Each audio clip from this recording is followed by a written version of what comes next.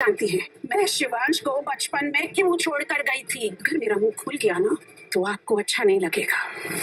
मैं शिवांश से बहुत प्यार करती हूँ और इसी प्यार के लिए मैं शिवांश को छोड़ दूंगी। सीरियल कुमकुम भाग्य में आ गया है बहुत ही धमाकेदार ट्विस्ट। जी हां, आप यहां पर देखने वाले हैं कि प्रार्थना ने छोड़ दिया है शिवांश का घर हमेशा हमेशा के लिए, और ये सब हुआ है किसी और की नहीं बल्कि रौनक की वजह से, या फिर कहें कि बुआ माँ की वजह से। जी हां, असल में यहाँ पर अब प्रार्थना बहुत ज्यादा परेशान हो चुकी है और वो समझ चुकी है कि अगर वो उसे छोड़ देगी तभी शिवांश इस खतरे से बाहर निकलेगा, जिसके लिए वो राजी भी हो गई है। लेकिन कैसे और क्यों, चलिए बताते हैं। लेकिन हाँ, अगर अभी तक आपने हमारे चैनल को सब्सक्राइब नहीं किया है तो जल्दी से कर लीजिए, जहां आप आने वाले ट्विस्ट में देखने वाले हैं कि असल में होता कुछ ऐसा है कि यहाँ पर शिवांश को जब सोनालिका भड़का रही होती है और कह रही होती है कि अब तो तुमने रौनक और प्रार्थना की काली करतूतें देख ली ना अपने आप ही, तो अब तुम क्या करोगे। जिसके बाद यहाँ पर अब शिवांश उस पर ही चिल्लाता है और कहता है कि तुम्हें क्या लगता है कि ये सब देखने के बाद मुझे यकीन हो गया है कि प्रार्थना का और रौनक का अफेयर चल रहा है। नहीं, अब मैं उस रौनक को उसके किए की सजा दूंगा, अब देखो मैं क्या करता हूं। जिसके बाद वो गुस्से में गाड़ी लेकर निकल जाता है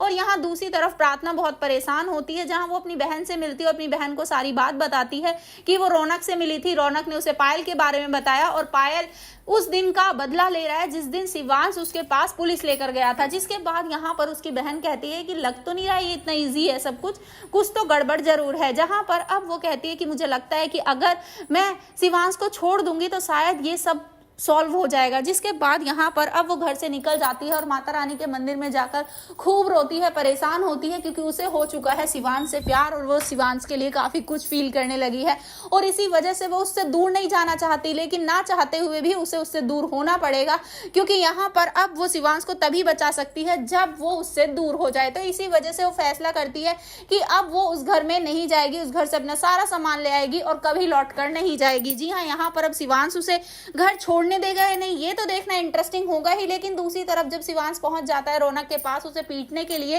तो यहाँ उन दोनों के बीच काफी हाथापाई होती है, जहां पर शिवांश कहता है कि तेरी हिम्मत कैसे हुई प्रार्थना के साथ एक्स्ट्रा मैरिटल अफेयर करने की। जिसके बाद यहाँ रौनक कहता है कितना गंदा है तू, अपनी बीवी के बारे में क्या सोच रहा है और तुझे लगता है कि प्रार्थना ऐसा कुछ कभी करेगी, ऐसा कभी नहीं हो सकता।